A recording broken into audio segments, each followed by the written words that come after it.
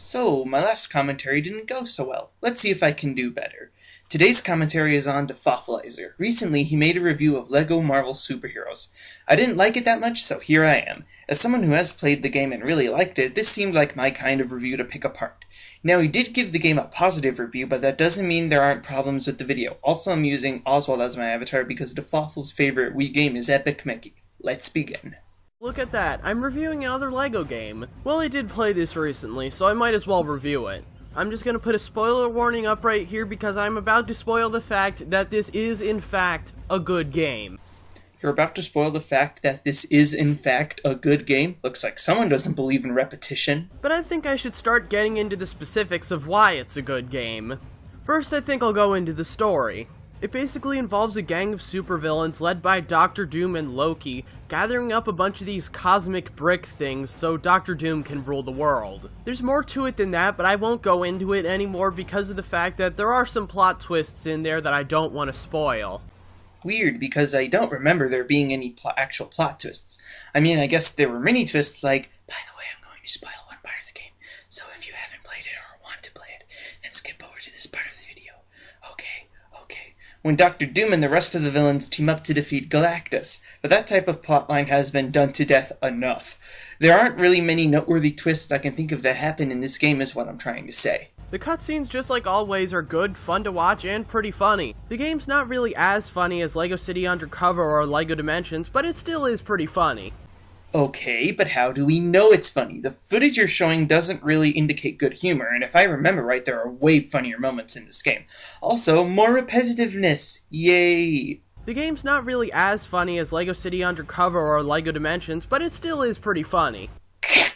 I also really like the style of how whenever a new character's introduced, their name is shown right next to them in white text. And I'm not gonna lie, that subtle little detail right there led to my favorite joke in the entire game. I'm not gonna spoil it for those of you who haven't played this game, but for those of you who have, you know what I'm talking about. Oh, fantastic. A detail that literally could be in any other video game ever is unique and subtle. Also, what joke? Again, I'm bringing up things that I don't remember in this game. Maybe it's because I haven't played LEGO Marvel Superheroes in about a year or so, but I don't remember anything like that at all. This is an instance where you can spoil one part of the game and it wouldn't really matter. Ants. In terms of heroes, we got the Avengers, well, at least the ones that were in the first movie. The Fantastic Four, you know, before this disaster, Spider-Man, and what I'm assuming are most of the X-Men. What you're assuming is most of the X-Men? Come on, this is a game featuring almost every Marvel superhero. You have to know that the X-Men will be in it. Ants. Also, you know how I complained that a lot of the villains kinda got underused in LEGO Dimensions? Well, let me just say that problem does not happen here.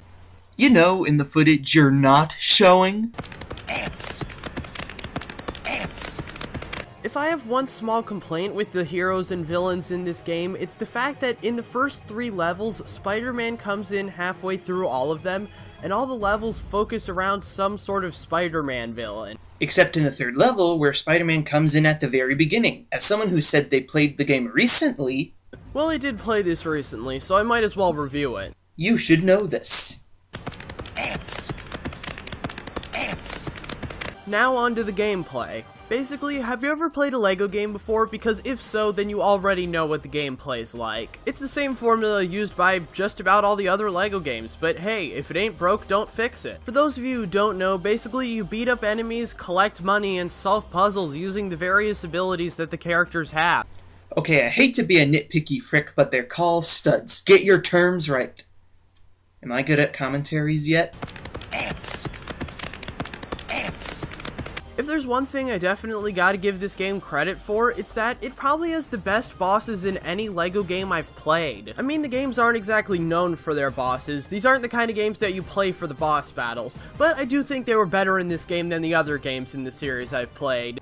Okay, but how are we supposed to know you're showing footage of actual boss fights? Because in the first clip, it shows the player eliminating enemies with a counter at the top of the screen. Now, this could be seen as the boss sending out enemies, but it doesn't really show us where the boss is. Also, in the second clip, you don't even see a health meter. If you want to show us boss fights, show us ones with health meters or ones we can actually see, like the fight with Dr. Doom, Doc Ock, or the final boss with Galactus. Ants.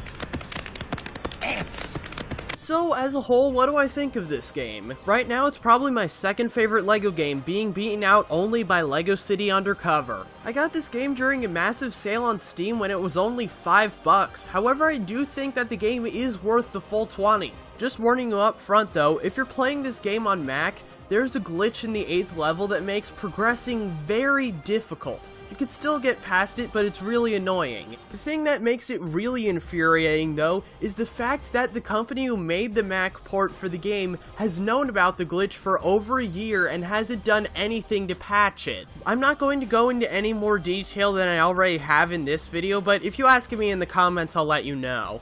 No, you should go into more detail. This isn't a spoiler in any way, it's just a glitch. This is an opportunity for you to go into detail about the glitch in the Mac version and how to avoid it. Now you might say that you can't record the footage. Well, you have a series where you show a walkthrough of a computer game and you can replay the levels in LEGO Marvel Superheroes in free play mode.